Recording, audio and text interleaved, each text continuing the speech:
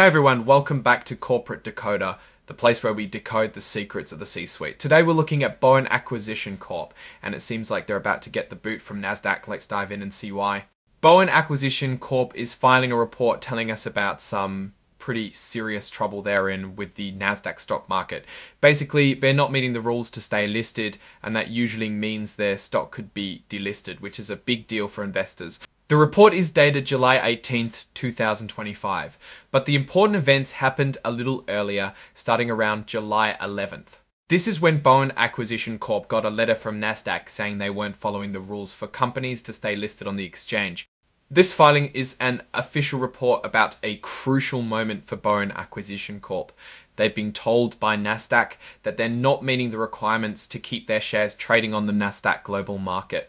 Bowen Acquisition Corp securities are listed on the NASDAQ under symbols like BANO for their units, Bowen for their ordinary shares, and Bowen R for their rights. These are the things that investors buy and sell. The company is also checking a box that says they are an emerging growth company. This means they are a smaller company that might have some flexibility with certain regulations, but it doesn't excuse them from the basic listing rules. This section is the heart of the matter. It's all about the notice they received from NASDAQ saying they are failing to meet the standards to stay listed. Think of it like a warning from the stock market police. So on July 11th, NASDAQ sent them a letter stating they aren't in compliance with a specific rule, listing Rule 544512. This rule requires companies to have at least 400 shareholders to stay listed.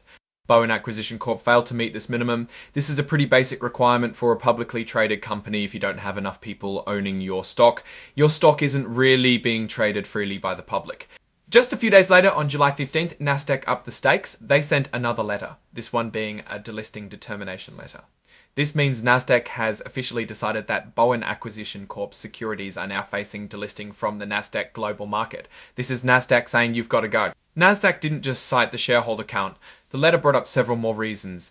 They also failed to meet these crucial requirements. First, they needed to have a market value of listed securities of at least $50 million for a solid 30 days. This is basically the total value of all their stock. If your company's stock price is low or not many shares are being traded, this number can drop. Second, they needed to have at least 100,000 shares available for the public to trade. This is called publicly held shares. If most of the shares are held by a few insiders, there's not much for the general public to buy or sell. Third, the market value of those publicly held shares needed to be at least $15 million for 30 days. This is a combination of the share price and the number of shares available. And finally, as we mentioned, they didn't even have the required 400 shareholders. So it's not just one strike, they had multiple fails. Because of all these failures, NASDAQ staff decided to use even stricter rules, called Listing Rule 511, to justify delisting the company. It's like they looked at all the problems and said, this goes beyond an oversight, we need to take serious action. To make matters worse, on that same day, July 15th, NASDAQ decided to temporarily stop all trading of Bowen Acquisition Corp securities. This means no one can buy or sell their stock right now. This is a major red flag for investors as it often precedes a delisting. Now, companies usually have a chance to fight back. Bowen Acquisition Corp can appeal this decision to a NASDAQ hearings panel. This is their opportunity to present their case and try to convince NASDAQ to let them stay listed. They have a deadline to request this appeal, July 22nd.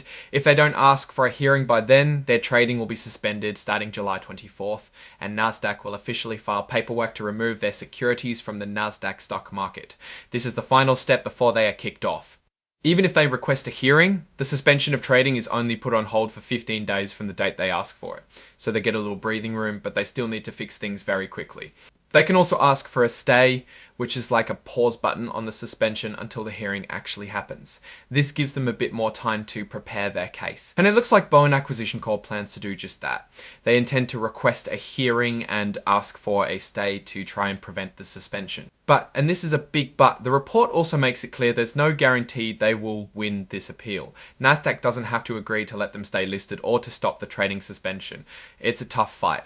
The company explains that they've been working hard to complete a business combination, which is basically merging or being acquired by another company, Shenzhen Qianzhi Biotechnology Co. Limited.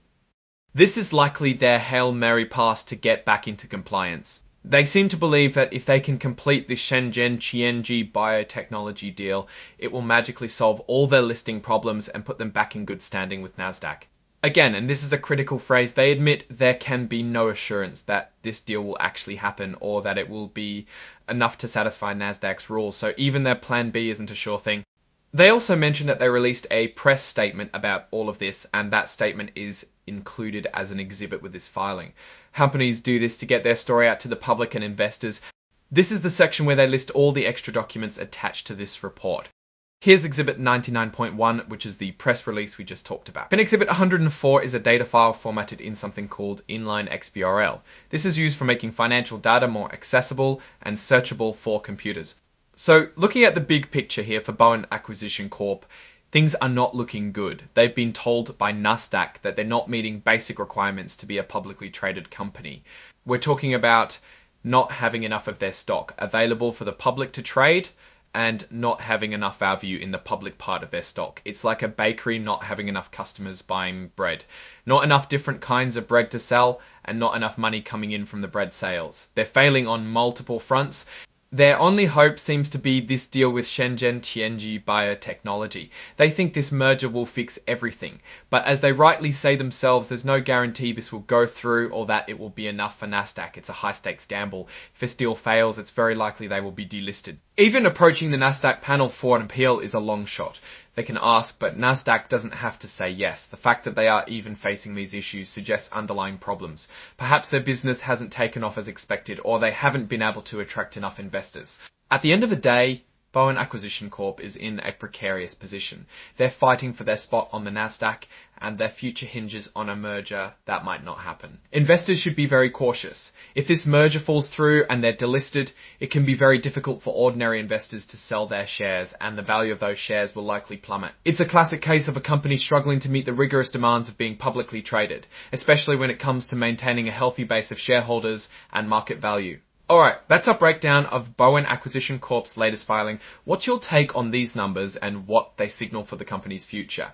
Do you think they can pull off this merger and stay on Nasdaq? Drop your thoughts in the comments. If this analysis was valuable, hitting that like button really helps, and subscribe for more deep dives. Don't forget to check out the Discord in the description for more exclusive content and discussions. Thanks for watching. See you next time.